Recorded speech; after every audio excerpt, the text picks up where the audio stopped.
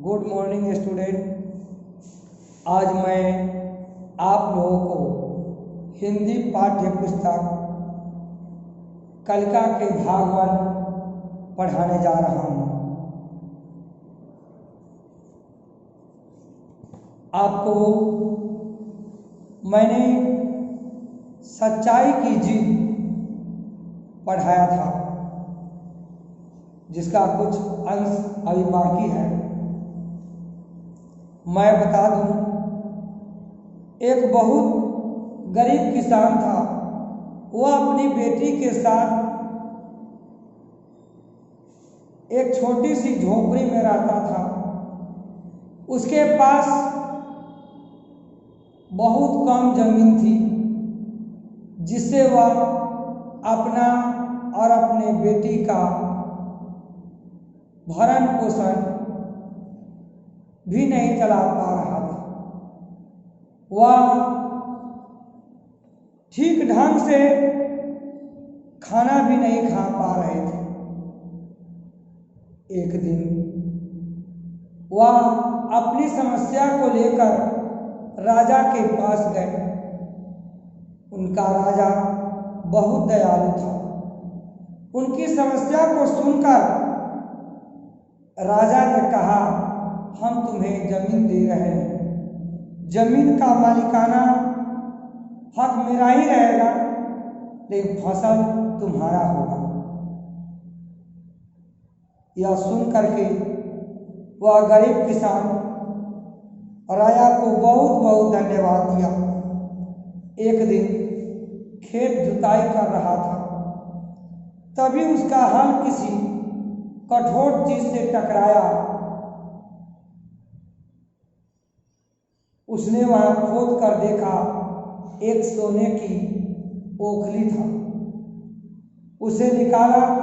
वह किसान बहुत ईमानदार था। उसने अपने बेटी से कहा, हमें यह ओखली राजा के खेत से मिली है, इसे राजा को दे देना चाहिए। किसान की बेटी बोली, नहीं पिताजी, आप ऐसा मत कीजिए। सिर्फ ओखली मिली है। यदि राजा ने आपको मुसल मांगी तो आप क्या कहेंगे? इसलिए इस ओखली को अपने पास रख लीजिए। लेकिन किसान इस पर राजी नहीं हुआ।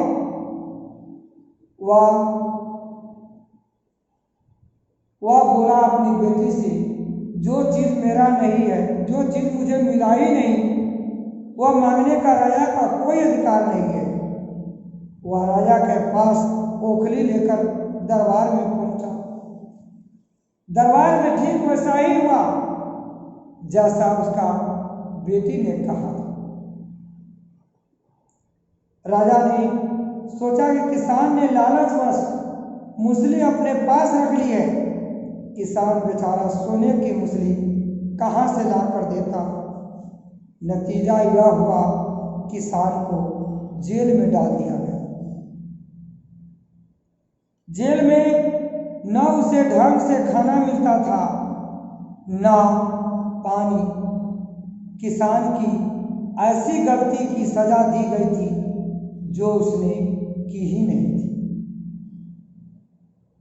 बेचारे जमीन से ओखली निकला। वह अपनी ईमानदारी का परिचय देते हुए वह राजा के दरबार में पहुंचा। किसान साहब, आपका ये जमीन से यह ओखली मिला है। मैं आपका, यह जमीन आपका है। इस जमीन से निकला हुआ सामान आपका हुआ, ये मैं आपको दे रहा हूं। लेकिन राजा ने गलत अर्थ निकाल लिया। कहा कि ओखली तो है, इसका मुसल तुम चुरा लिया है, तुम मुसल भी लिया कर दो। अब मुसल उसके पास था नहीं, वह कहां से ला कर देता बेचारा। इसलिए नतीजा यह हुआ कि किसान को जेल में डाल दिया गया। जेल में न उसे ठीक ढंग से खाना मिलता और न पानी। किसान की ऐसी गलती की सजा दी गई जो उसने की ही नहीं थी। वह खाए पिए बिना निढाल हो गया। वह लेटे लेटे वह बेचारा गिर पड़ा। लेटे लेटे वह रोता रहता और कहता था, काश बेटी की बात मान ली होती, काश मैं अपनी बेटी की बात मानी होती, काश मैंने अपनी बेटी की बात मानी होती तो शायद ऐसा दिन ना देखना पड़ता। एक दिन राजा ने उसे ऐसा कहते हुए सुन लिया। उन्होंने किसान से पूछा कि वह ऐसा क्यों कर रहा है। तब किसान ने राजा को पूरी बात बताई। राजा को अपनी गलती का एहसास हुआ। किसान को तुरंत छोड़ दिया। किसान की बेटी को राजा ने दरबार में बुलाया। उससे बातें करने के बाद राजा को यह पता चल गया कि वह कितनी बुद्धिमान है।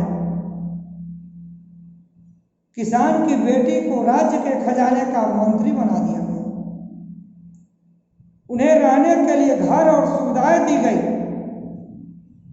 किसान और उसकी बेटी सुख से रहने लगे। आप जानते हैं, उस किसान की बेटी की चतुराई को सुना, उसकी बुद्धि को सुना, राजा भी अचंभित रह गया कि एक छोटी सी लड़की इस तरह की होगी। वह राजा ने उस लड़की को दरबार में बुलाया और राजा को जब पता चल गया कि वो कितनी बुद्धिमान है तो उसने राज का खजाने का मंत्री बना दिया और उन्हें रहने के लिए घर और सुख सुविधाएं दी गई। किसान और उसकी बेटी सुख से रहने लगे। किसान को थोड़ा कष्ट जरूर झेलना पड़ा, लेकिन अंत में जीत सच्चाई की हुई। कभी भी सच्चाई की राह से मुंह नहीं मोड़ना चाहिए। सच्चाई की राह से अलग नहीं भटकना चाहिए। रास्ते में लाख रोड़ा आ जाए, इसका मतलब है कि सच्चाई का रास्ता छोड़ नहीं देना चाहिए, उसे पार करके जाना चाहिए। आपको मैं कल फिर से इस कहानी को फिर से मैं दोहराऊंगा और मैं बहुत बारीकी से आपको फिर मैं कल समझाऊंगा। धन्यवाद।